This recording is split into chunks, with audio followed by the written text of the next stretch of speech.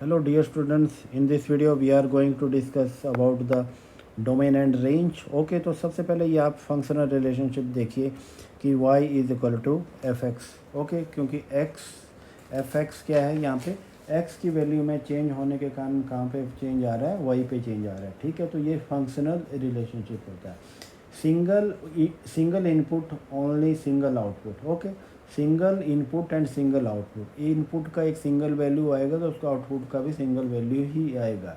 That is known as the functional relationship. ठीक है, okay, तो ये चीज़ आपको आई होप कि ये क्लियर है। अब देखते हैं कि डोमेन होता क्या है। ये देखिए, डोमेन होता है कि डोमेन मीन कि आपका इनपुट्स जो होते हैं, जैसे x यहाँ पे इनपुट है, तो all possible inputs values, all possible input value कि आपका इनपुट क्या क्या वैल्यू ले सकता है। ठीक है, और रेंज क्या आ गया आपका, रेंज क्या आ गया, रेंज का मतलब हो गया ऑल पॉसिबल आउटपुट वैल्यू। ठीक है, तो डोमेन का मतलब ऑल पॉसिबल इनपुट वैल्यू और रेंज का मतलब all possible output value. X की क्या क्या वैल्यू हो सकती है उसको हम डोमेन बोलेंगे, और वाई की क्या पॉसिबल वैल्यूज हो सकती है उसको हम रेंज बोलेंगे। ठीक है, अब देखिए, आपको जब रेंज और डोमेन का कैलकुलेशन करना है तो एक चीज़ का ध्यान रखना है आपको कि इसमें कुछ रूल होते हैं। तो फर्स्ट रूल मैं आपको बताता हूँ कि आपको डिनोमिनेटर नॉन जीरो होता है। ठीक है, डिनोमिनेटर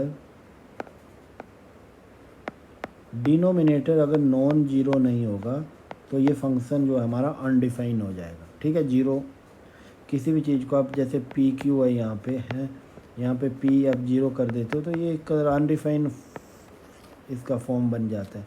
ठीक है, तो इस केस में हम कैलकुलेट नहीं कर पाएंगे रेंज डोमेन। और दूसरी चीज़ है कि आपकी जो भी आपके रूट में होता है that must be equal to और ग्रेटर देन जीरो। ठीक है, अगर ये ग्रेटर देन जीरो नहीं है, या मस्ट बी नॉन नेगेटिव होना चाहिए। आप इसको ऐसे लिख सकते हैं, मस्ट बी नॉन नेगेटिव। ठीक है, अगर आपका रूट जो है नेगेटिव वैल्यू आती है तो समझो उस केस में आप डोमेन एंड रेंज को कैलकुलेट नहीं कर सकते। आई होप कि इतनी चीज़ें क्लियर हैं आपको। 2 पॉइंट ये इंपॉर्टेंट है, आपको जब भी जो है आपको कैलकुलेट करना होगा इसका डोमेन और आपको रेंज कैलकुलेट करना होगा तो आपको इन दो फॉर्मूला को अच्छे से देखना है। ठीक है, अब देखिए, मैं यहाँ पे एक हल्की सी चीज़ बताता हूँ आपको कि किस तरह से आप जो है इन चीज़ों को कर सकते हैं। अब यहाँ पे देखिए, आप एक मैं एग्ज़ाम्पल लेता हूँ कि एक मैं एग्ज़ाम्पल नंबर 1 यहाँ पे ले रहा हूँ। सपोज़ कि आपके पास this is the X square, ये आपके पास एक फंक्शन है, मैं इसको एफ एक्स कह रहा हूँ। Function equal to X square 3 + 5 and upon में लिखेंगे आप एक्स स्क्वायर -5x + 4। ठीक है, यहाँ तक आ गया। अब मैंने आपको क्या कंडीशन बताई कि जो आपका डिनोमिनेटर है वो जीरो नहीं होना चाहिए। जीरो कब हो सकता है, किन वैल्यू पे हो सकता है, वो वैल्यू आपको कैलकुलेट करनी है तो आपको इसको फैक्टराइज करना पड़ेगा। तो ये आ गया एक्स स्क्वायर 5x + 4 मैंने कर दिया। ठीक है, इसको फैक्टराइज करेंगे तो देखिए इसको कैसे कर सकते हैं आप। 4 1 4 ही होता है और प्लस करके 5 आ जाता है, तो ऐसे कर सकते हैं। एक्स स्क्वायर माइनस यहाँ पे आ जाएगा आपका 4x + x + 4 आ गया। x को आप कॉमन ले लीजिए तो यहाँ पे आ जाएगा x - 4। ओके, और इसको आप आगे करेंगे तो भी x भी माइनस का हो गया, तो मैं इसको ऐसे लिख सकता हूँ। तो इसको मैं यहाँ लिख दूँगा 1 कर देता हूँ। ठीक है, और अंदर आ जाएगा x - 4 आ जाएगा। तो ये हो गया x - 1 और ये x - 4।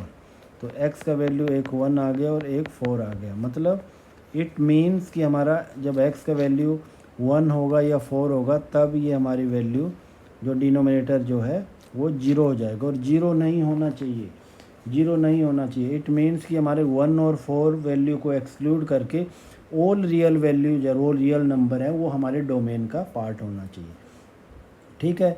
तो x इक्वल टू 1 और x आपका x इक्वल टू 4, ये वैल्यू हमारी नहीं होनी चाहिए, ठीक है। ये वैल्यू होगी तो हमारा फंक्शन जो है अनडिफाइन हो जाएगा। तो इसलिए हमारा डोमेन क्या बन रहा है यहाँ पे, हमारा डोमेन का वैल्यू क्या बन रहा है, दैट इज़ 1 और 4। इसका मतलब ये बता रहा है कि हमारा, सॉरी यहाँ पे माइनस नहीं है, ये 1 और 4 को एक्सक्लूड करके सारे रियल नंबर जो हैं वो इसके पार्ट है, ठीक है।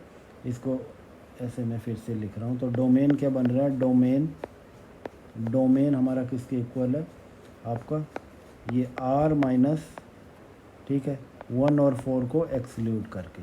ये 1 और 4 इसका पार्ट नहीं होंगे, ये होंगे तो हमारा जो है ये हम अनडिफाइन हो जाएगा ये, ठीक है। 1 4 इंक्लूड होंगे तो 0 हो जाएगा, वो अनडिफाइन हो जाएगा, ठीक है। तो ये डोमेन हमने कैलकुलेट कर लिया। अब मैं यहाँ आपके साथ थोड़े एग्जांपल डिस्कस करूँगा, उनसे आपको और ज़्यादा क्लैरिटी हो जाएगी, ठीक है। तो देखिए मैंने रियल नंबर के बारे में आपको बताया हुआ है पहले ऑलरेडी, आपने आई होप कि अच्छे से देख लिया है। तो उसके बाद ये चीज़ को समझने में आपको प्रॉब्लम नहीं होगी। वाई एफ एक्स जो है किसके इक्वल है, तो यहाँ पे मैं लिख रहा हूँ 2x + 3 लिख रहा हूँ। तो आपको इसका रेंज एंड डोमेन कैलकुलेट करना है। तो यहाँ पे देखिए x मतलब कोई भी रियल नंबर का वैल्यू ले सकता है, ठीक है। यहाँ पे कोई प्रॉब्लम नहीं हो रहा है, कोई कंडीशन वायलेट नहीं हो रही है, ठीक है। तो x कुछ भी नंबर वैल्यू ले सकते हैं। तो एक रियल लाइन मैं यहाँ पे ड्रॉ करता हूँ, तो इसमें कोई भी रियल नंबर वैल्यू ले सकते हैं। तो ये क्या है, -∞ टू +∞ तक ये वैल्यूज़ जाती हैं, ठीक है। तो इसका मतलब कि हमारा डोमेन क्या हो रहा है कि ऑल जो हमारी रियल वैल्यूज़ है वो आ रही है। तो ये क्या आ रही है, -∞ और ये +∞ तक आ रही है।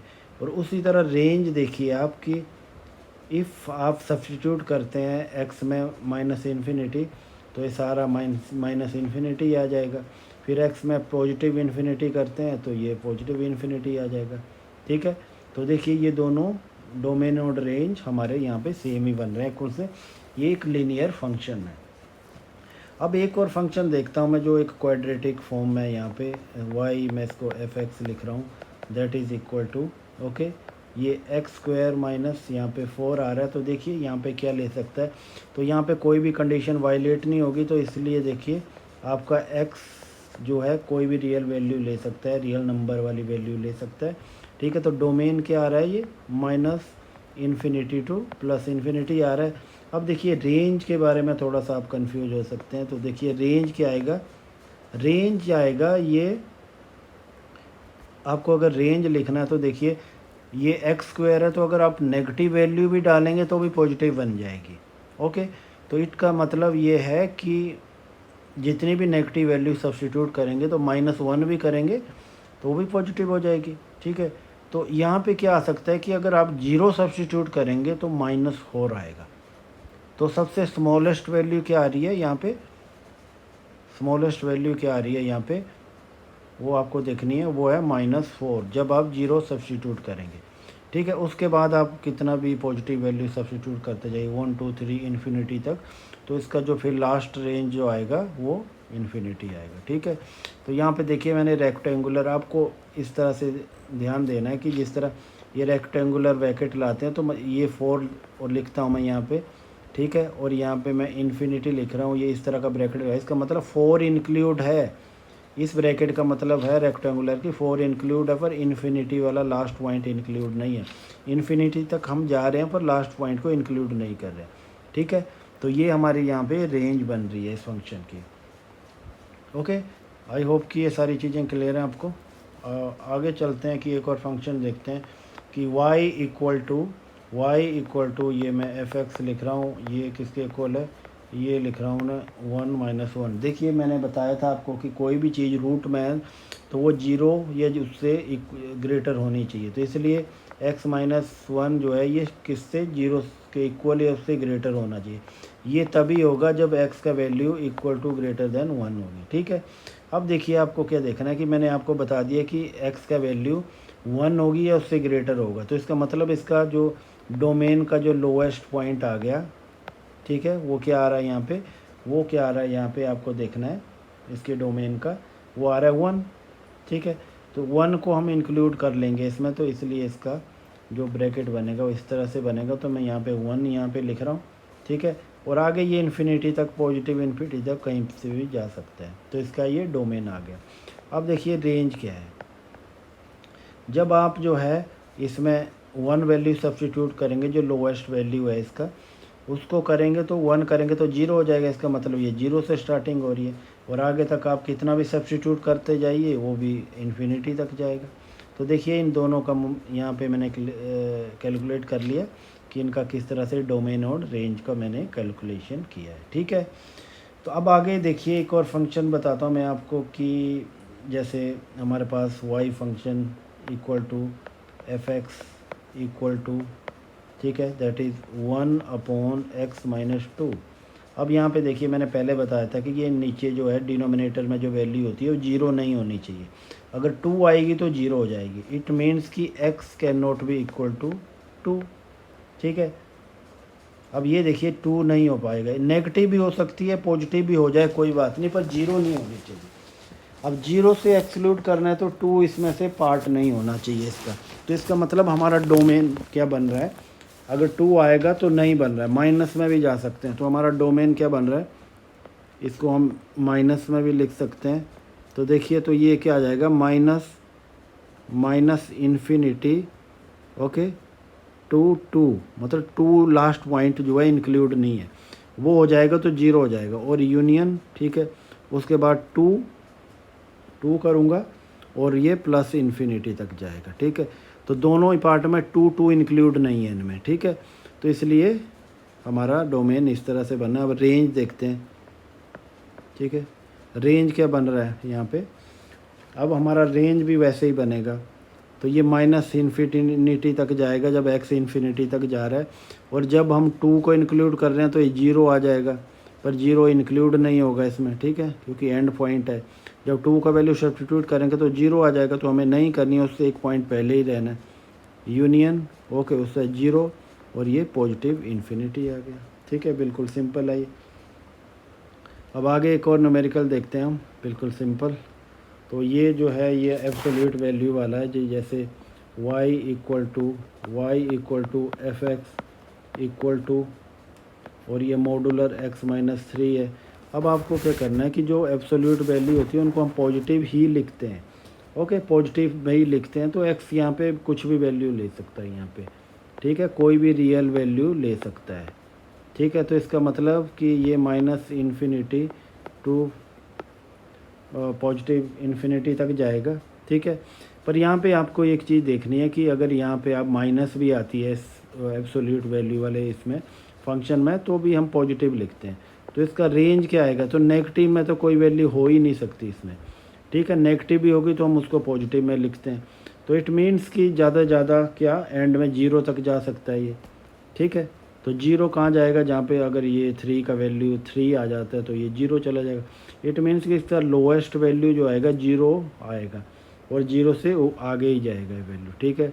तो इसको मैं 0 लिख देता हूँ यहाँ पे, और यहाँ पे ये इन्फिनिटी लिख देता हूँ, ठीक है। तो आई होप कि ये सारी चीज़ें आपको क्लियर है, बिल्कुल सिंपल था ये, ओके। तो अगले वीडियो में दूसरा टॉपिक टेक ऑफ करूँगा, ओके, थैंक